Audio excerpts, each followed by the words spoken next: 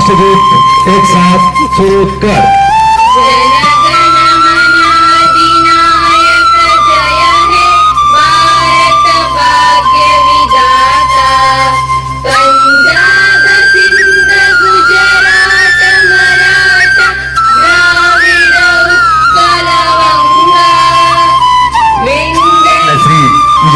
ಕಾಶ್ಯಪ್ರವರು ಮಾನ್ಯ ಅಧ್ಯಕ್ಷರು ಕರ್ನಾಟಕ ವೀರಶೈವ ಲಿಂಗಾಯತ ಅಭಿವೃದ್ಧಿ ಹಾಗೂ ವೇದಿಕೆ ಮೇಲೆ ಎಲ್ಲ ಗಣ್ಯಮಾನ್ಯರು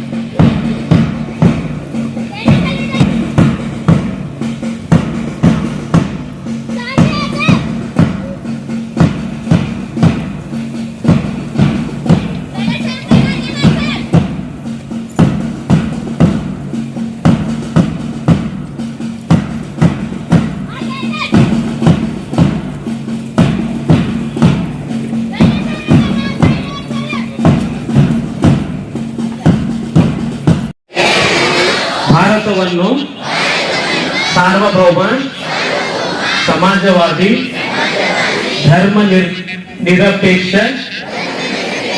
ಪ್ರಜಾಸತ್ತಾತ್ಮಕ ಪ್ರಜೆಗಳಿಗೆ ವಿಚಾರ ಅಭಿವ್ಯಕ್ತಿ ನಂಬಿಕೆ ಧರ್ಮ ಮತ್ತು ಶಾಸನವಾಗಿ ವಿಧಿಸಿಕೊಂಡಿದ್ದೇವೆ. ಪ್ರೀತಿಯ ವಿದ್ಯಾರ್ಥಿಗಳು ಜೋರಾದ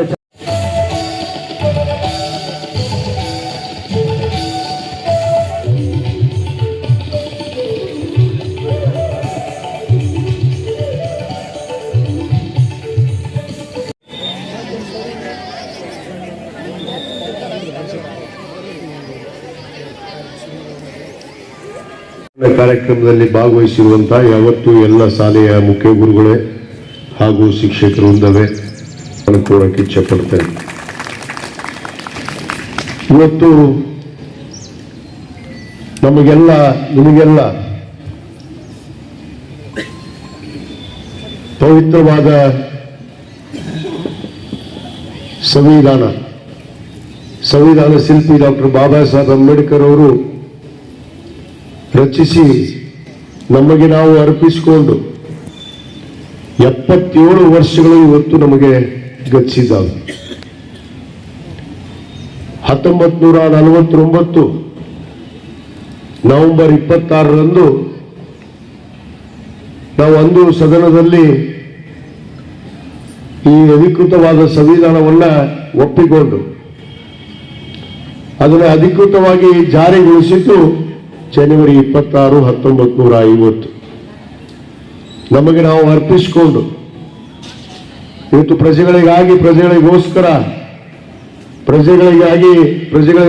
ಪ್ರಜೆಗಳಿಗೆಂದು ಈ ಒಂದು ಪ್ರಜಾಪ್ರಭುತ್ವವನ್ನ ನಾವು ಒಪ್ಪಿಕೊಂಡು ಕಳೆದ 77 ವರ್ಷದಿಂದ ಸಮಾನರಾಗಿ ಯಾವುದೇ ಭೇದ ಭಾವ ಅನ್ನದೆ ಇವತ್ತು ಸಮಾನರಾಗಿ ನಡೆಯುವುದಕ್ಕೆ ಅವಕಾಶವನ್ನು ಕಲ್ಪಿಸಿಕೊಟ್ಟಿರುವಂತಹ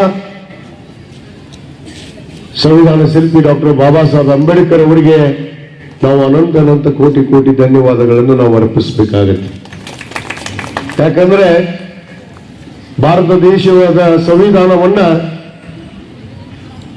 ಒಂದು ದಿನದಲ್ಲೋ 2 ದಿನದಲ್ಲೋ ಇದನ್ನು ಬರೆದಂಥದ್ದು ಅಲ್ಲ, ರಚಿಸಿದಂಥದ್ದು ಅಲ್ಲ. ಸುಮಾರು 60 ದೇಶಗಳನ್ನು ಸುತ್ತಿ 60 ದೇಶದ ಸಂವಿಧಾನವನ್ನ ಅಭ್ಯಾಸ ಮಾಡಿ ಆ ಒಂದು ಸಂವಿಧಾನದ ಕರಡು ಸಮಿತಿಯ ಅಧ್ಯಕ್ಷ ಅಂತ ಡಾಕ್ಟರ್ ಬಾಬಾ ಸಾಹೇಬ್ ಅಂಬೇಡ್ಕರ್ ಅವರ ನೇತೃತ್ವದಲ್ಲಿ, ಅನೇಕ ದಿಗ್ಗಜರ ನೇತೃತ್ವದಲ್ಲಿ ಯಾವ ರೀತಿ ನಮ್ಮ ಸಂವಿಧಾನ ಇದ್ರೆ ಇವತ್ತು ಸಮಾನವಾದ ಒಂದು ಹಕ್ಕನ್ನ ಭ್ರಾತೃತ್ವವನ್ನ ನಾವು ಕಾಯ್ಕೋಬಹುದು ಅನ್ನೋದನ್ನ ಇವತ್ತು ಅತ್ಯಂತ ಮಾರ್ಮಿಕವಾಗಿ ಇವತ್ತು ರಚಿಸಿದಂತ ಈ ಒಂದು ಪವಿತ್ರವಾದ ಸಂವಿಧಾನ. ಈ ಸಂವಿಧಾನವನ್ನ ನಮಗೆ ನಾವು ಅರ್ಪಿಸಿಕೊಂಡು ಇವತ್ತು ನಾವು ಪ್ರಜೆಗಳಾಗಿ, ಭಾರತದ ಪ್ರಜೆಗಳಾಗಿ ನಾವು ಇವತ್ತು ಸಮಾನತೆಯನ್ನು ಕಾಣುವಂತಹ ನಿಟ್ಟಿನಲ್ಲಿ ಹಿಡಿತಾ ಇದ್ದೀವಿ. ಆದರೆ ಎಲ್ಲೋ ಒಂದು ಕಡೆ ನಮ್ಮ ಶರಣಪ್ಪನ ಅಂಬೇಡ್ಕರ್ ಅವರು ಹೇಳಿದ ಹಾಗೆ ಈ ಸಂವಿಧಾನವನ್ನೇ ಬದಲಾವಣೆ ಮಾಡುವಂತ ಪರಿಸ್ಥಿತಿ ಇವತ್ತು ನಮ್ಮ ದೇಶದಲ್ಲಿ ಕಾಣ್ತಾ ಇದೆ. ಯಾಕಂದ್ರೆ ಸ್ವಾತಂತ್ರ್ಯ ಚಳವಳಿಯಲ್ಲಿ ಮಹಾತ್ಮ ಗಾಂಧೀಜಿಯವರು ರಾಷ್ಟ್ರಪಿತಾಮಹ ಅಂತ ನಾವು ಒಪ್ಕೋತೀವಿ.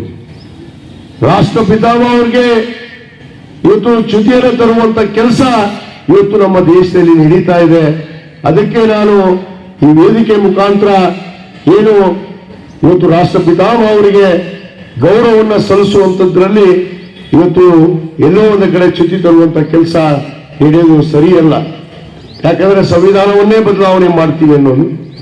ಯಾಕಂದ್ರೆ ಕಳೆದ 77 ವರ್ಷದಿಂದ ನಾವು ಅಣ್ಣ ತಮ್ಮಂದಿರಾಗಿ, ಒಂದೇ ತಂದೆ ತಾಯಿ ಮಕ್ಕಳಾಗಿ ಈ ಭಾರತ ದೇಶದಲ್ಲಿ ನಾವೆಲ್ಲರೂ ಒಂದು ಅನ್ನೋ ಭಾವನೆಯನ್ನು ಇಟ್ಕೊಂಡು ನಾವು ನಡೆಯುವಂಥದ್ದು. ಆದಾಗ್ಯೂ ಕೂಡ ಎಲ್ಲೋ ಒಂದು ಕಡೆ ಕೆಲವಷ್ಟು ಪಟ್ಟಬದ್ಧ ಹಿತಾಸಕ್ತಿಗಳು ಈ ದೇಶವನ್ನ ಒಡೆಯುವಂತ ಹುನ್ನಾರವನ್ನ ಹೊಂದಿದ್ದಾರೆ. ಅವರು ಎಲ್ಲರಿಗೂ ನಾವು ಖಂಡಿಸದೇ ಇದ್ರೆ ಈ ದೇಶವನ್ನ ಒಡೆಯೋದ್ರಲ್ಲಿ ಎಣ್ಣೆ ಮಾತೇ ಇಲ್ಲ ಅನ್ನೋ ಮಾತನ್ನು ಕೂಡ ನಾನು ಇವತ್ತು ಹೇಳಬೇಕಾಗತ್ತೆ. ಯಾಕಂದ್ರೆ ಇವತ್ತು ಮಹಾತ್ಮ ಗಾಂಧೀಜಿ ಅವರ ಹೆಸರಿನಲ್ಲಿ ಇವತ್ತೇನು ಅಂದಿನ 2010ರಲ್ಲಿ ಇವತ್ತು ಬಡಬಗ್ಗರಿಗೆ, ಕೂಲಿ ಕಾರ್ಮಿಕರಿಗೆ, ಅದು ವಿಶೇಷವಾಗಿ ಗ್ರಾಮೀಣ ಮಟ್ಟದಲ್ಲಿ ಇರುವಂತಹ ಕೂಲಿ ಕಾರ್ಮಿಕರಿಗಾಗಿ ಮಹಾತ್ಮ ಗಾಂಧಿ ಉದ್ಯೋಗ ಖಾತ್ರಿ ಯೋಜನೆಯನ್ನು ಪ್ರಾರಂಭ ಮಾಡಿ 100 ದಿವಸಗಳ ಕಾಲ ಕಡ್ಡಾಯವಾಗಿ ಅವರಿಗೆ ಕೆಲಸವನ್ನ ಕೊಡಬೇಕು ಅನ್ನೋದನ್ನ ಕಾನೂನನ್ನು ರಚಿಸಿ ಅಂದು ನಮ್ಮ ಭಾರತ ಸರ್ಕಾರ ಡಾಕ್ಟರ್ ಮನಮೋಹನ್ ಸಿಂಗ್ ಅವರ ನೇತೃತ್ವದಲ್ಲಿ, ಅಂದಿನ ಪ್ರಧಾನಿಗಳಾದಂತಹ ಡಾಕ್ಟರ್ ಮನಮೋಹನ್ ಸಿಂಗ್ ಅವರ ನೇತೃತ್ವದಲ್ಲಿ ನಾವು ಜಾರಿಯನ್ನು ಗೊಳಿಸಿದ್ವಿ. ಆದರೆ ಇತ್ತೀಚಿನ ದಿನಗಳಲ್ಲಿ ಇವತ್ತು ಮಹಾತ್ಮ ಗಾಂಧಿಯವರನ್ನ ಹೆಸರನ್ನೇ ತೆಗೆದು ಇವತ್ತು ಅವರಿಗೆ ಅವಮಾನಕರವಾದ ನಡೆಯನ್ನ ಇವತ್ತು ಕೇಂದ್ರ ಸರ್ಕಾರ ಮಾಡ್ತಾ ಇರೋದು ತಪ್ಪು. ಅದನ್ನು ನಾನು ಈ ವೇದಿಕೆ ಮುಖಾಂತರ ಖಂಡಿಸಕ್ಕೂ ಕೂಡ ನಾನು ಬಯಸ್ತೀನಿ ಬಂಧುಗಳು.